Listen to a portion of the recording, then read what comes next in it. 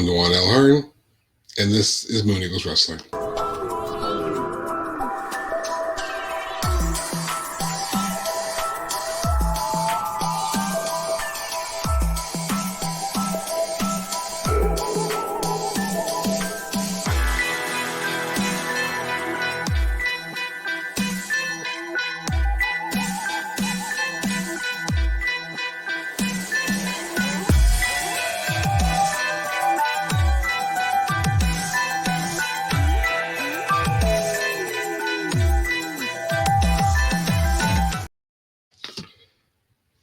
Welcome everybody to the Moon Eagles Wrestling podcast. And if I'm being honest, I've waited to do this episode for the appropriate amount of time for all the wrong reasons. I was honestly going to do this episode like 2 weeks ago. And my problem was, one, the last, call it 10 days, I felt like hell. And recording was not taking place. So there's like an episode or 2 week, missing as far as like weekly posting of episodes. I apologize. I wasn't feeling well, and recording was the least of my concerns. I'm sure everyone, the 3.5 people who watched this episode, I'm sure you'll understand. But more importantly than anything, a lot has happened in wrestling leading up to today. This is the Wednesday before WrestleMania. So tonight is Dynamite. So that's AEW. That's not really our concern here. And Thursday, TNA Impact. Also, no concern here. Then there's Friday, but Friday kind of jumpstarts everything. It's the first day of WrestleMania, if you think about it, because we got wrestling, and then there's the Hall of Fame immediately after SmackDown. Then you have Stand and Deliver, which I think is at like 12 or 1 p.m., something like that on Saturday, followed by WrestleMania starting at 7 on Saturday night, and then Sunday night WrestleMania, and then the Monday after WrestleMania. And it's just Friday is the jump point. So today is the day I wanted to have this episode recorded. It will probably go out today because if not today, then tomorrow, which will be the 4th. Assume it's the 3rd. And in the assumption of the 3rd, happy birthday to my mom. Mwah, I love you. But let's get into the business, because there's a lot of things that are happening in wrestling, and I normally start off with, the stuff, but I'd rather just deal with today's subject because there's so much of it and it's so significant. And there's a lot that's story heavy and some that's lacking story. And I think that's good and bad for different reasons depending on the match in question. So again, I'll ramble, so let's just go ahead and do the things like getting into it. I don't want to know which one of these matches, if any of these matches, is going to be on the pre-show. But if there was one that's going to be on the pre-show, it's absolutely going to be the Pride versus the Final Testament. I'm going to go a coaster here. I'm not concerned about water stains or anything like that. I just don't want the big heavy clacking with my glass down. The glass table. So it's the Pride versus the Final Testament. That's the sick.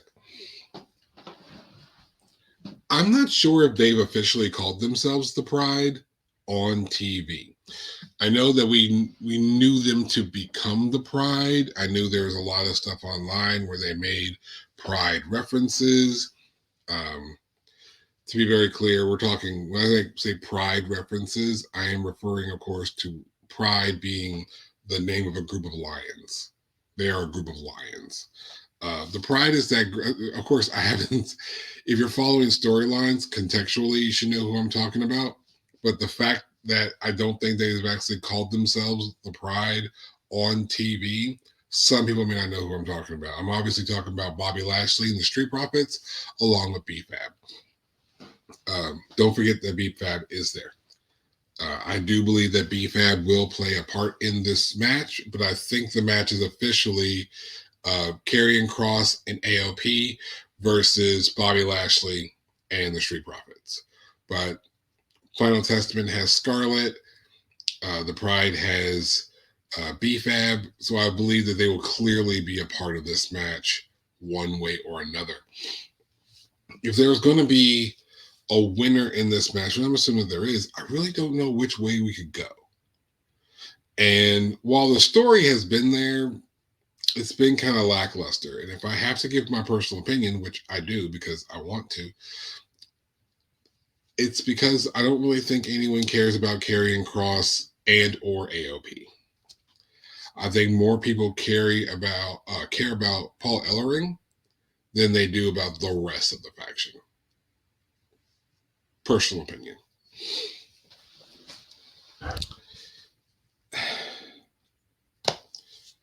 Here's my problem.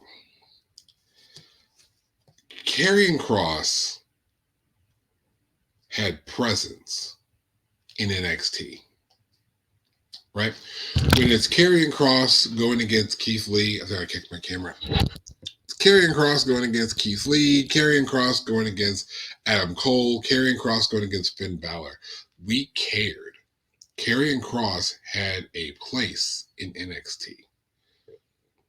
And for reasons probably way outside of his control, I don't think that translated on the main roster at all either time. If you remember, before he got released, Karrion Kross had that weird strap thing. He had the helmet like he was a Roman soldier or something, and they did the whole face. It was stupid. It was really, really dumb. And I think that while we've gotten away from that since he came back, I don't feel that we care enough. There hasn't been enough of a power run for Karrion Kross to lead this faction.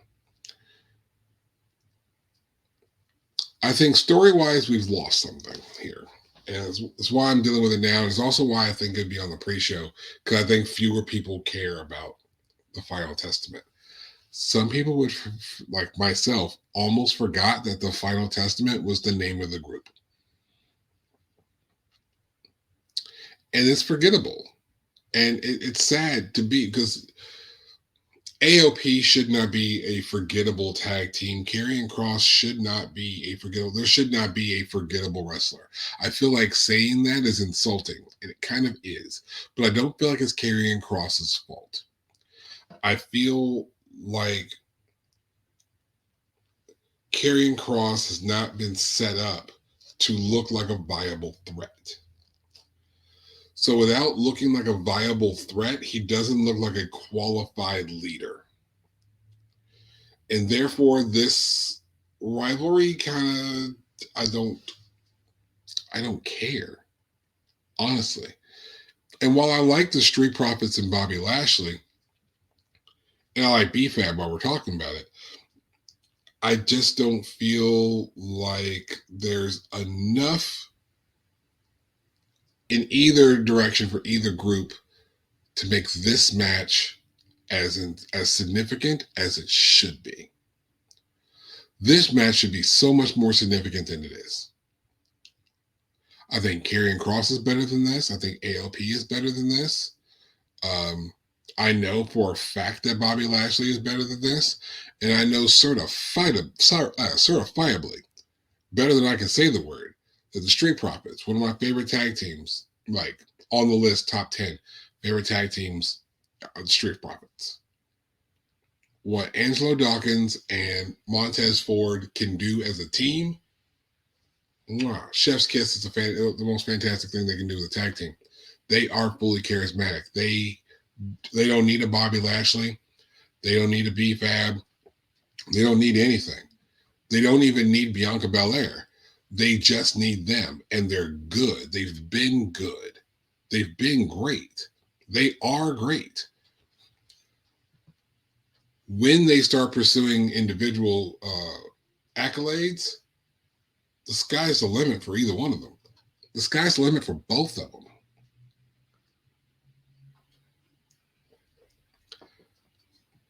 I feel like this rant about the Street Profits and Bobby Lashley and the Pride versus Final Testament, I feel like this rant will go longer than that match. I do. And I hope I'm wrong. I hope that this is not the culmination of something, but I hope it's the beginning of something. I hope that the way these six perform in this match dictates the next year for both groups. And I would love it if both groups do something super significant here and that sends them on these separate paths that lead them to come back together for a rematch at WrestleMania 41. I'd be so down for that. Because I feel like that's where things work. So, if I have to pick a winner, I'd say Final Testament. Realistically, they need the win more. And I think that a loss for the Final Testament proves my point in the worst way. So, we're going to give that win to Final Testament.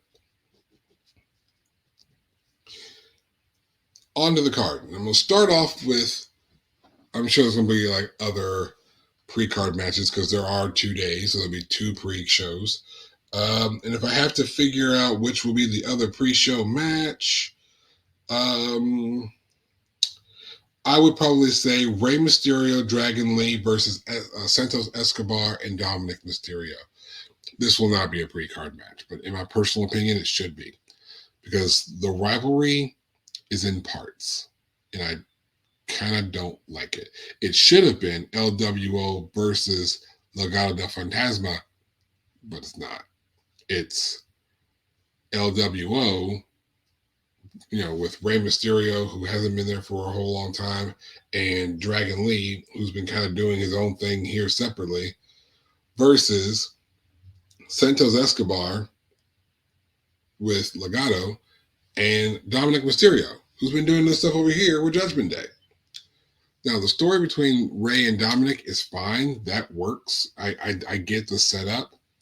But I don't know if there's been a real payoff with Santos and Carlito. I don't feel like that's really finished. And I really feel like the most appropriate person for this match should have been Carlito to work with Rey Mysterio. Dragon Lee is perfectly fine. Dragon Lee is dynamic in the ring. I can't argue with that in the least. But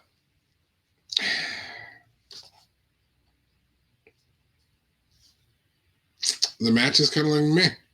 And I kind of don't care. But I do have a winner for you. And the winner is Santos Escobar and Dominic Mysterio.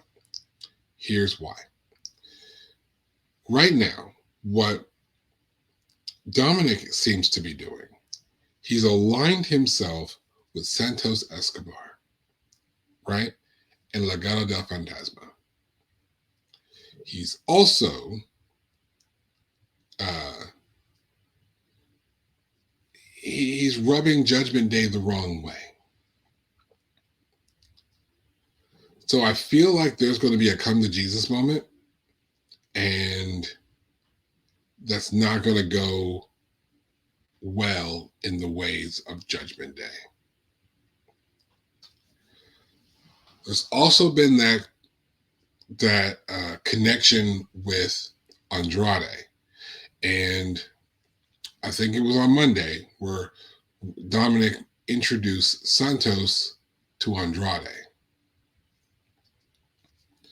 So I think that there's going to be some sort of greater Legado faction or some other integration.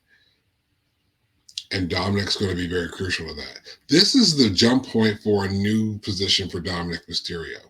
And I'm here for it. I want this to be that. If that's what this is, if this is a way for Dominic Mysterio to jump into something new, I'm all for it. If this is a jump point for Dragon Lee to finally get into something concrete, I'm all for it. Because that's the thing. Dragon Lee's been kind of floundering. He's just been kind of here and there doing this, that, and the other. I don't feel like there's nothing consistent for Dragon Lee or the LWO for that matter. I want to see the LWO and Legado del Fantasma involved in rivalries outside of each other. Personal opinion. So, Santos Escobar, Dominic Mysterio, there's the match. There's your winner. Now, we're going to start Bloodline and we're going to end Bloodline. We're going to start off, of course, with Cody Rhodes and Seth Rollins going against Roman Reigns and The Rock. The winner dictates the stipulations for the main event night 2. Unpopular opinion. Bloodline wins. The Bloodline wins, and this is why. One-on-one is unbelievable. We're not going to believe that Cody Rhodes and Roman Reigns are going to go one-on-one anyway. So if you have a chance to make that the actual stipulation for the match, you might as well. We have a little preview of that on Monday. And what that preview gave us is that works for both sides. There have been enough people who have been hurt and bothered by the bloodline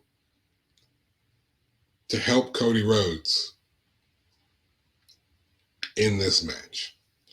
So by having Roman and Rock win and establishing the bloodline rules, Cody can go in there nobly, get beat down, look like it's almost over, overcome, have the odds evened out, flesh it out to where it's Roman and Cody for the third act, and boom. Well, I guess I've almost given that away, but I'll officially go into it here in a minute. But in the end, I want the bloodline rules stipulation applied to the main event. And fuck it, let's just go ahead and get into it. I've already done it. I want Cody to win. Not just because he gets to finish the story, blah, blah, blah, but because it's time. It's time. There is nothing else for Roman to do as champion. For a moment, let's take a step away from kayfabe. All right? Roman Reigns, as champion, has beaten everyone, including Drew, including Seth, including Randy, including Kevin Owens, including Cody. He's beaten Jay. I think he's beaten Jimmy at some point. He hasn't beaten Solo. Solo's not ready for that role as champion just yet. You know, looking over the list, I can't think of many people that he hasn't already faced and beaten, which makes the championship reign stale. And it is stale, and it's been stale. And we need to get the belt off of Roman. Put it on Cody. Let the title change hands a few times. Let Cody hold the belt a good solid 4 to 6 months. Is he a better champion than that? Sure. But we need more people holding the championship. AJ Styles has been held back. LA Knight's been held back. Seth and Kevin and Randy and Finn Balor, Damian Priest has been held back from being champion. We have the Seth Rollins title, and that's cute. I'll get to that match next. But why have this belt if nobody else is going to hold it? Completely for the sake of story. We need something else, man. It's time. It's time. And I will be a part of the complete and utter breakdown of the internet wrestling community if Roman Reigns retains this championship. Let's pray that doesn't happen. So yeah, I have Cody Rhodes defeating Roman Reigns after a bunch of shenanigans, um, and it becomes the new undisputed WWE Universal Champion. Stepping away from the championships for a second, LA Knight versus AJ Styles. This is going to be a really good match. I feel like this will be one of the first two matches on either one of the days, probably day one. Uh, some of these matches have already been told what day they're happening. I haven't been paying attention. I like to be surprised. My win, LA Knight, because duh. LA Knight is one of the top guys right now, and that's obvious. And I'm tired of seeing these top guys get to this level only to be just brought back down because they fight Roman and no one cares anymore because they lost. It's ridiculous to me. But LA Knight over AJ Styles. Story, sure. I think in the story, AJ's being petty. I think that will shine through. I think that there will be a win and a new respect. It'll be fine. LA Knight is your winner. Jimmy and Jey Uso one-on-one. Now, anyone who's been paying attention knows that Jimmy and Jey have wanted this match at WrestleMania for a few years now. They've asked for it. They've wanted it. And now they've got it. I don't know how you pick one Uso over the other. But there's a clear winner story-wise, and that should be Jey Uso, which could be the reason why Jimmy wins. My preferred outcome, double count out. A double count out or a double disqualification, something like that. Here's why. One, I want more tag teams in the tag team division. More on that in a second when we get to that title match. But we need more tag teams. And I think that the Usos being in that same tier as the New Day, that classic tag team, that old school tag team, that legacy, legendary tag team, we need them back. After this bloodline thing, Roman loses the championship. I think the bloodline starts to dissolve in a certain degree, or is sort of reorganized. Kind of how Legado del Fantasma now, instead of having Joaquin Wilde and Cruz del Toro, it now has Angel and Humberto. There's a restructuring going to happen with the bloodline under the leadership of Solo Sikoa. As such, I need the Usos to be together as a tag team because the world needs it. That's just me. And I think in a double disqualification or a double count out and a me not kicking my camera for the second time, I think we can get that tag team back on the same track and that love for each other once all the animosity has been kind of fleshed out in the match. I think it's going to be a beautifully told story. And honestly, I'm here for that. It's going to be great. I'm here for that. I'm here for that story to be told. It's going to be one of the best story-driven matches both nights. Point blank, period. That's, like I said, some things are going to be like starting points. Some things are going to be closing off points. While I see the Escobar Dominic win as a jump point for Dominic's next level, this is going to be the culmination of this separation between Jimmy and Jey Uso. And the Usos are going to get back together shortly thereafter. And then we have a match that I kind of called. I wanted Jade Cargill and Bianca Belair to team up against the Kabuki Warriors for the tag team championships. That's what I wanted. I was close. Instead, we're getting Jade Cargill, Bianca Belair, and Naomi in a 6-woman tag with the Kabuki Warriors and Dakota Kai. I think Dakota Kai healed in time. I think if she hadn't, we would have gotten Bianca Belair and Jade Cargill versus the Kabuki Warriors. I'm perfectly fine with this match because either way it goes, the winner is Jade, Naomi, Bianca. They will be the winners of this match, primarily because Jade's new. You're not going to have a star with as much spotlight shined on her and have her lose in her essentially her debut match. If you don't count the Rumble, this is her debut match. It's her first WrestleMania.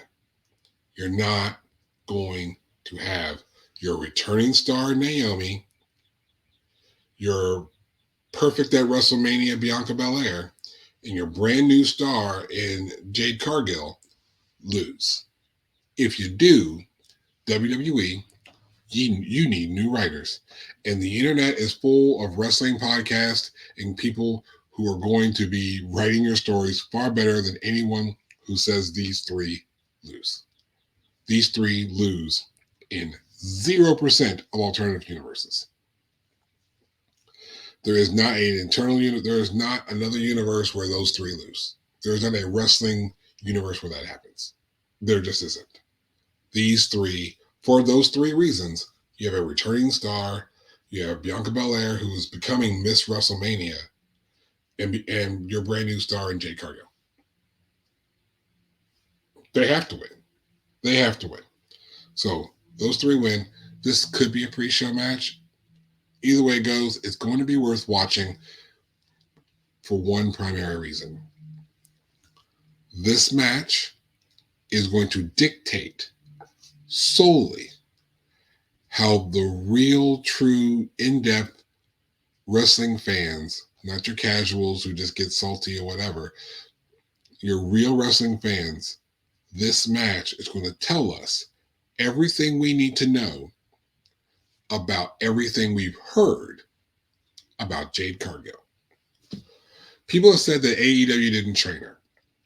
People have said that she was not on the screens because she needed to learn more of the WWE style, or she needed more in-ring time, or she didn't feel comfortable. Well, she's here now. And all of those reports, everything we've heard, the validation will be in this match.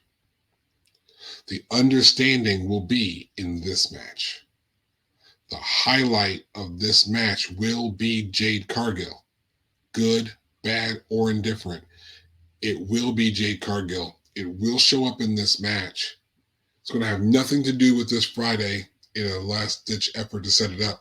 It will be in this match, and this will carry on the fan opinion from here on out.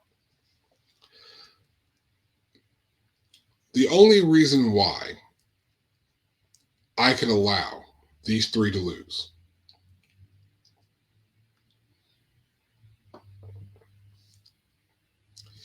is the set of a future story.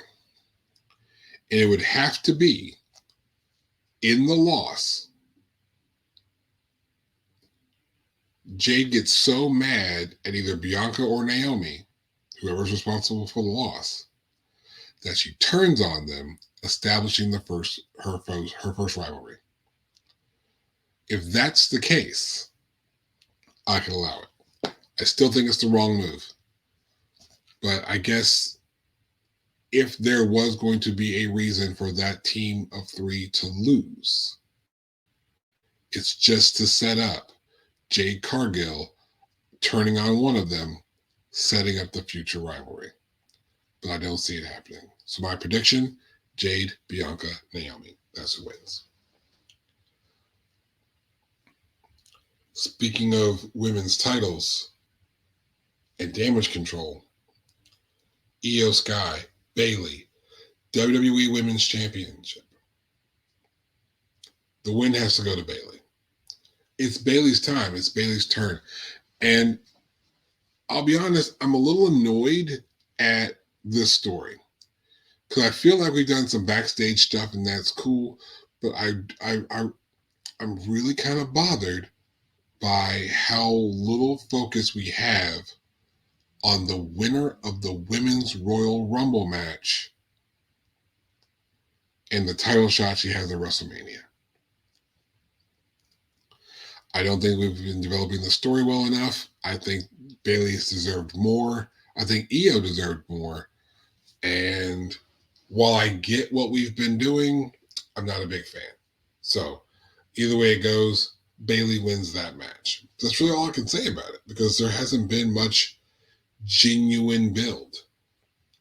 I mean, right now, I probably have more invested in the damage control uh, six person than I do the Io Sky Bayley match. Either way it goes, Bayley has her hand raised at WrestleMania.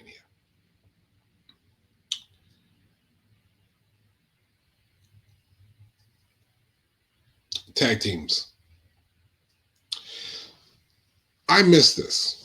I think I had stepped out of the room at the time, but someone had said that Michael Cole made it very clear that both sets of championships, both the Raw and the SmackDown titles, will be hanging from above the ring in that ladder match. So a lot of people are speculating that this is the time that they split the titles. The titles are no longer undisputed, and they will just be the Raw and SmackDown championships if they don't get renamed and rebelted. Someone's getting a new belt soon. I think new tag titles is probably a good time. And you'll probably end up with like the WWE Tag Team Championships and the WWE World Tag Team Championships.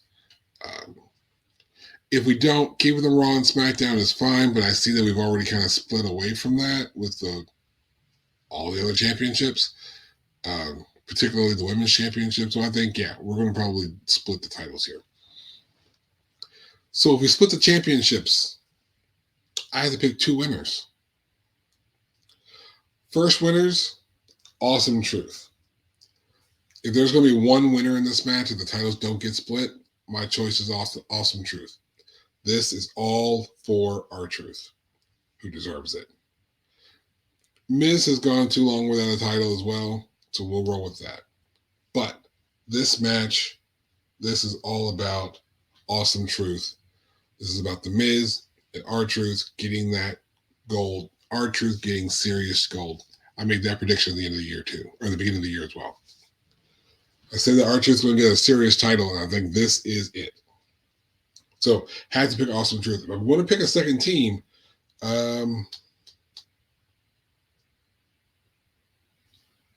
Judgment Day. Honestly, I like the tag team of Finn Balor and Damian Priest. I'm a huge fan of Damian Priest, and I want Damian Priest to have gold, and I want him to win the World Heavyweight Championship. But here we are, and we're just in this position where Judgment Day feels like their wheels have been spinning, although they have been actively defending the title.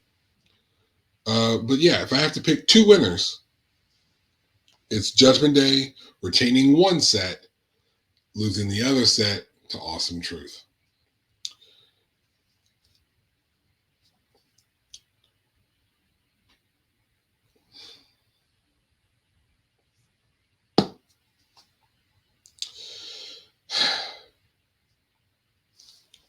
The United States Championship. Fuck Logan Paul. Start that off right there. Not a fan of Logan Paul, inside or outside the ring. I'll give him credit. The guy's a lot more talented than he deserves to be. And if he's going to be here wrestling full time, sure. But it's time to take the belt off of him. Personal pick, give it to Owens. I like Owens. And in the same light that the Roman Reigns situation has eliminated championship opportunities for people, having Logan Paul as a part-time champion would do the same thing. I'm not for that. I was so sick and tired of that with Goldberg. and tired of that with Brock, and tired of that with the progression of the Roman Reigns story. We're done. We're done with this. We're done with champions who are not present to defend.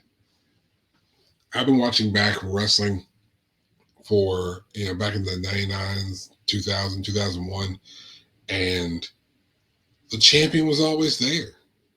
Sure, a day off here and there, cool, whatever. A week, injury angle for a week or two, sure. The champion was always there. Damian Priest is still Mr. Money in the Bank. Where have the champions been?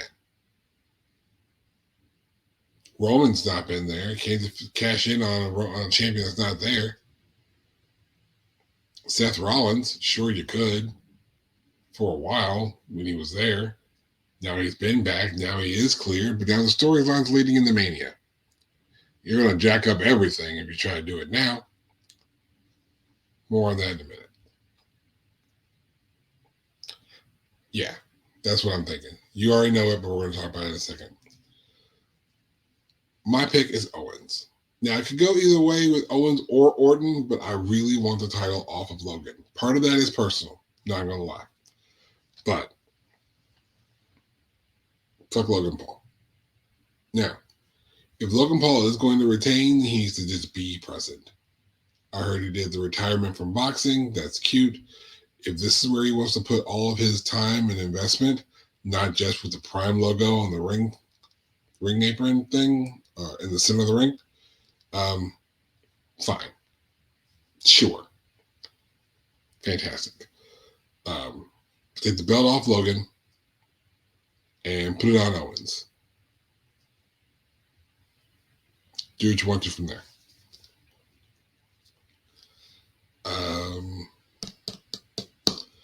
Gunther Sami Zayn. Intercontinental Championship. Gunther retains. You can't have all the good guys win. But I think Gunther winning and beating Sami Zayn is the final answer. Gunther leaving with the Intercontinental Championship is the final answer. How we get there, that's up for debate. Chad Gable could be at ringside, throw in the towel. This is the thing that they're doing with Chase U down in NXT. And they do like to sometimes duplicate stories. So I can see that being a thing. Chad could just say, you weren't good enough, and play into that. But I think what a lot of people, myself included, want to see is Chad Gable as the one who takes the title off of Gunther.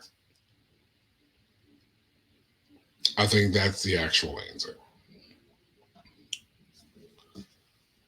So for that reason, nothing against Sami Zayn, but for that reason, Gunther retains, and he will eventually lose the championship to someone like a Chad Gable, who I really think deserves that title, or a debuting Ilya Dragunov. I'm not doing Stand and Deliver predictions. I'll probably talk about Stand and Deliver on next episode. I'll cover post WrestleMania and post Stand and Deliver because I do love NXT, but I'm just not making a video for predictions. But at Stand and Deliver, I do see Ilya Dragunov losing the championship to Tony D'Angelo. I think he's more developed in his character now than he was at first. At first, he was just the guy or the dude of this, and this bothers me because I think this is a dumb. But now he's got more of a character. The Don of NXT is more fleshed out now. With that, I think the Don of NXT as NXT champion could set off a really good year, if not years, for Tony D'Angelo. The faction is growing. The family is growing. And I think what we have with the family now is a lot different than what we had with the Tony D'Angelo family before. And if they really want to take this and have D'Angelo as their next guy, which I think he can be one of their next guys, Ilya drops the title. D'Angelo becomes champion. And he uses that position as champion to hold even more power and authority over NXT. And if you really want to do that story well, you have where it becomes Tony D'Angelo versus Ava. Not in an actual match, for obvious reasons, but for power. Ava as the general manager, but her power is undermined by the control and power of Tony D'Angelo. Ava's authority versus D'Angelo's power. And I see that coming to a head maybe in a year with Ava having a representative stand in the match or her putting people in front of Tony D'Angelo to take the title. Who would that person be? Trick Williams. Let it be.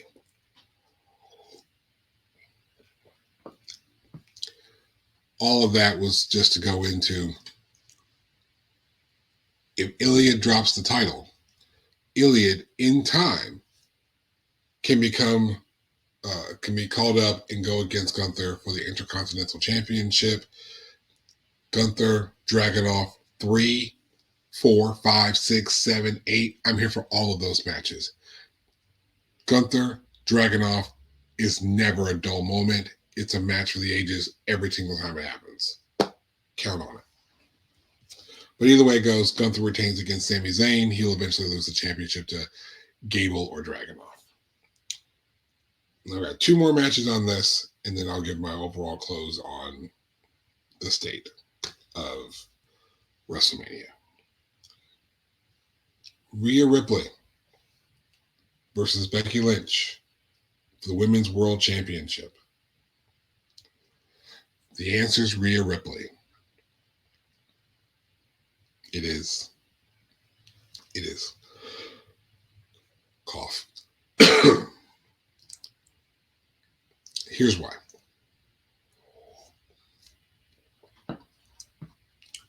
Because she's Rhea Bloody Ripley. The man is already the man and does not need the win. She doesn't need the reign. I think Rhea needs to be champion for more than a year, but not too much longer after that. I think that Becky Lynch is the linchpin. She's going to be that point, that apex. She's going to be that point to overcome. And when Rhea Ripley does it, it opens the door for us to look at that next line of top female stars. This is where we start looking at maybe progressing Tegan Nox, looking at the Candice LeRae's, looking at the Ivy Niles, and looking at the Tiffany Strattons. So there'll probably be a draft here soon, so it's perfectly fine. Stratton, down the line, let's see, this is April 3rd, 2024. By April 3rd, 2025, Tiffany Stratton will be women's champion main roster. And you will see this episode. I'll have the episode of Moon Eagles Wrestling when that happens. Ooh, excuse me, there was a burp there. This is what happens when I record live and I don't edit anything. So my apologies. The winner will be Rhea Ripley. Someone else is going to come along and take this title from her. Probably Money in the Bank. I see Rhea losing this title at Money in the Bank. If not at Money in the Bank, because of Money in the Bank. I think that's going to be the most opportune time. Be one of those situations where it's after a title defense, she's beat down the champ, the other contender is going to come through, and it's going to happen. It's going to happen. That's how it's going to go down. I was going to close on Roman and Cody. Well, I've already talked about Roman and Cody when I was talking about the other Bloodline match. So we'll close with Seth Rollins and Drew McIntyre. And if I'm being completely honest, I don't have a winner for this match. Everything else to me makes sense story wise somewhere, some reason. Bloodline rules for the main event, so the tag match goes to Roman and Rock. The title reign has gotten stale, so the win goes to Cody, and it's this big culminating moment at the end of night two. Rhea Ripley beats the top level woman on the roster. She beats Becky Lynch. Now she's that top star, holds the belt for a little while, gets beaten by whoever the up and comer with the Money in the Bank briefcase is, Tiffany Stratton. All these other things that have storyline implications. And to be honest with you, with or without CM Punk on commentary, he will be there. But with or without his interference, with or without his, it doesn't really matter to me who wins this match. If Seth Rollins wins this match, he has overcome Drew McIntyre. Drew McIntyre fails. He goes on about his business over here. Seth Rollins continues on his championship reign for a little while longer, so on and so forth. Leading up to maybe him and CM Punk whenever CM Punk is healthy, because that's the match we were supposed to be getting in the first place. If Drew McIntyre wins, that gives Seth a chance to take some time off, maybe heal, maybe rest, just take a vacay. I mean, I got Becky losing too. So give them a chance to take some time off together as a family to take care of that daughter of theirs. Just have a period of time, a few months where neither one of them need to be on TV. And then without Becky Lynch, you now have this whole wide open field of women stars to do what they got to do and compete against Rhea Ripley, and with a new champion and Drew. All the other guys was like, oh yeah, let's go do the thing. Let's just do the thing. And they're fighting Drew and whatever. If it's a disqualification and Seth wins, Drew just keeps on going with the, hey, I would have beat you, but there was a disqualification. Or I would have beat you if Punk didn't interfere. Or excuse, which is fine because that's Drew McIntyre's character right now. All of those solutions are perfectly fine and they work. What I like better, though, CM Punk tries to interfere against Drew McIntyre. It backfires and it helps Drew McIntyre. And Drew McIntyre is the new World Heavyweight Champion. Pin Seth 1, 2, 3. Seth is pissed. There's a big fight going on. Everybody gets involved.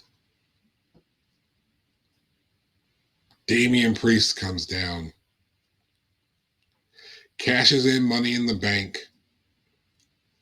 beats Drew McIntyre, becomes new world champion. Why do I want to go exactly that way? I don't have any problem with Seth losing, so that's fine. Get Seth out of the way.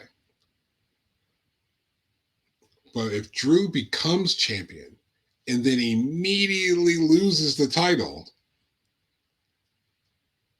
that continues his complaining story, that gives him more reason to bitch, and that gives Damian Priest the cash in that he deserves, and he gets to have a more solid leading role in the Judgment Day.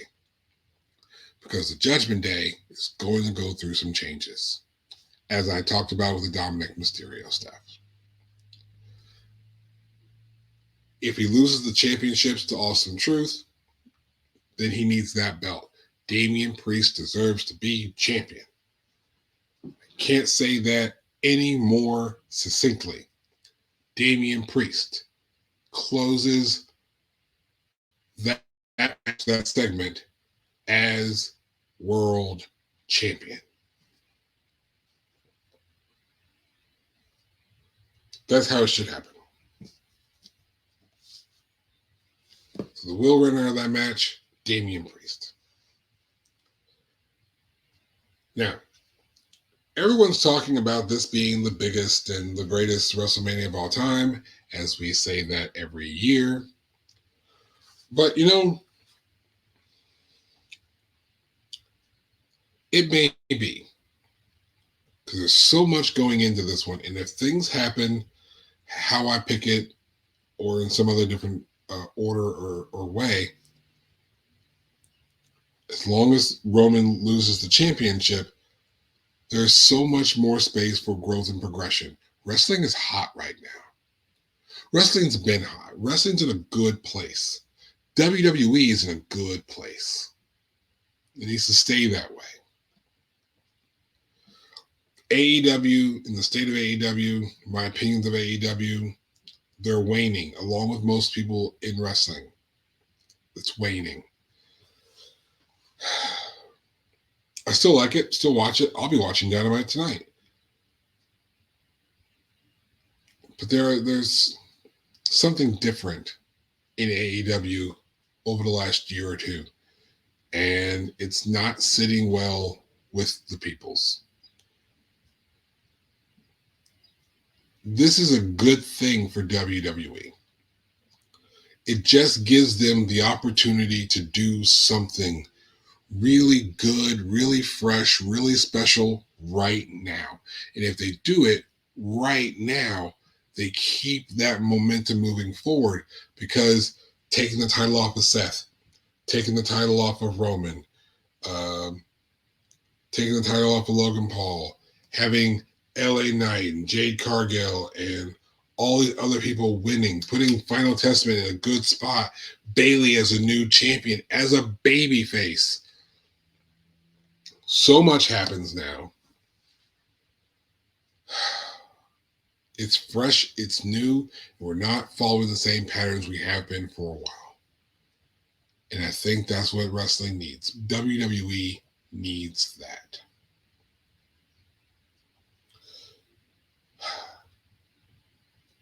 And that's it.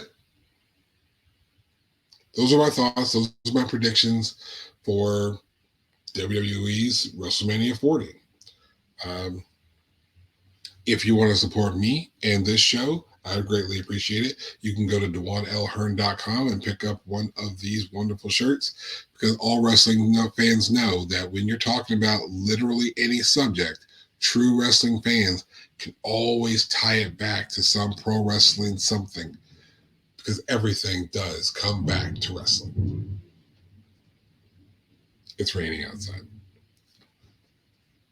So, you can support me, get one of the shirts. There's the Moon Eagles Wrestling t-shirt there too, and a bunch of other stuff that I sell.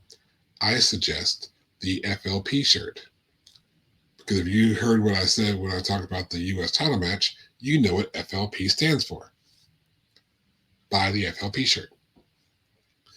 If not, just watch this show, like and subscribe, do the cool things, and I'll catch you later. Moon out. And now to figure out how to stop this thing. It's a button over here.